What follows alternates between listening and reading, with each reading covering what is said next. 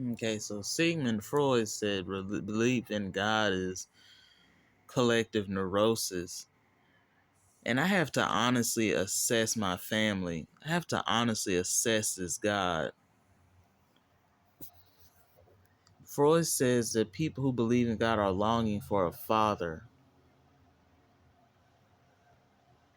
And I just don't know of any Christian who isn't constantly under pressure, constantly depressed, constantly stressed out with something, a narcissist, a pedophile, a criminal, ex-convict, daddy issues, mama issues. My grandmother had a stepdad who was a rapist. He raped my grandmother's niece, and she thinks she has a great relationship with her dad, Jeff McGinnister. She really thinks that he was a great guy. I mean, he was a handyman. He worked hard, real good old country boy, but he raped her niece, raped her, and impregnated her, raped her. He was also an alcoholic, and on my paternal grandmother, her mom was an alcoholic and a tobacco user. I don't know any stand-up Christians. Any Christians who are stand-up, who are happy in healthy relationships with their families. I don't know of any. Do y'all? It is a collective neurosis in my experience. I don't know of any Christians who aren't just using God as some kind of security blanket. If God is real, he needs to be in people's lives who had good relationships with their parents, parents who were stand up people, who were moral, who were healthy mentally and physically. And they say, well, that doesn't make for a great testimony. God comes to sinners, God comes to the weak. He is their rock, their shield. I mean, that's the whole appeal to religion. It's a coping mechanism, it's a security blanket. It's rife with the possibility of creating animas.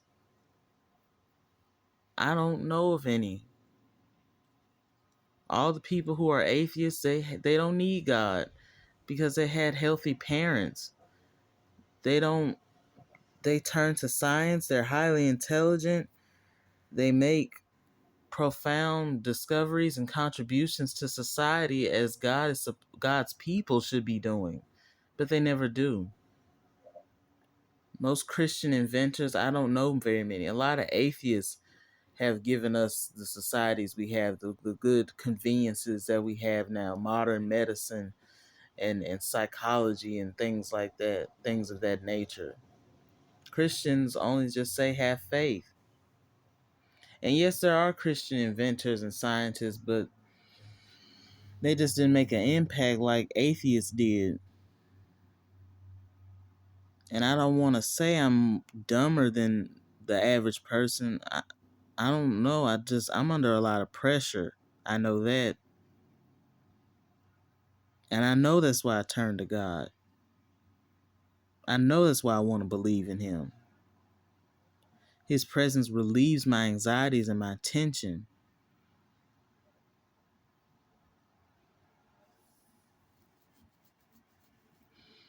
His religion keeps me in check mentally. No porn, no lesbianism. Now, I don't know why homosexuality is a sin. I'm talking to this girl right now. Yes, I manifested a girlfriend potentially. Her name's Erica, and I'm just so blessed. Like I'm happy. Like we talking. I asked her to take her to lunch. I said I'd pay on January, and maybe I get a kiss from her. You know, I never kissed anybody. My biggest dream was to go to Manhattan, New York, get under the ball that drops, and when the ball drops, I kiss a person. Maybe I get a kiss on New Year's. I won't be in New York, but I've always wanted to be able to kiss somebody on New Year's. But anyway, she said, hey, she's not repulsed by me or anything, so that's cool. But what was I saying? Yeah, the homosexuality, like I'm gay. And like that religion don't let you be gay. Like that bothers me. Like I want to obey God wholeheartedly. I even prayed and asked God to send me a pastor to marry me. Didn't happen. Didn't answer my prayer. I mean, things like that will take time, but I didn't get any sign that he was going to do it for me. And I was on Match.com and I thought I met a guy who was God fearing, but he was lying. He was a catfish. But anyway, shit getting crazy. I know I'm better than this. In my best years, that one little year after I got raped by that boy at 19, made the dean's list in college, I didn't believe in God. I didn't think I was God. I didn't have a higher power. I just knew I had a mission. I just knew I loved music. I just knew I had to finish school, get this bread, have me an apartment so I can just chill and have my own personal space and privacy. That's what I knew was real to me. And that was a very successful year. I got to travel to some lot of places. I went to Arizona, saw the Grand Canyon. It was amazing. And God was not in my mind at all. No Holy Spirit, no Jesus, no nothing. Nothing. Just me and music and the children. And that was it. And I'm going to get back to that one day. God's not going to hate me because God's not even real.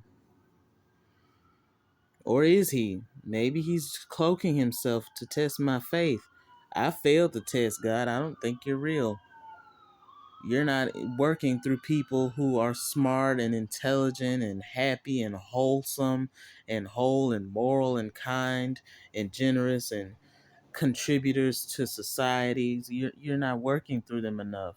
That's a lot of atheists who are just helping the world and preaching self-esteem and contributing way more than you're Christians, Lord. So I don't know what to do.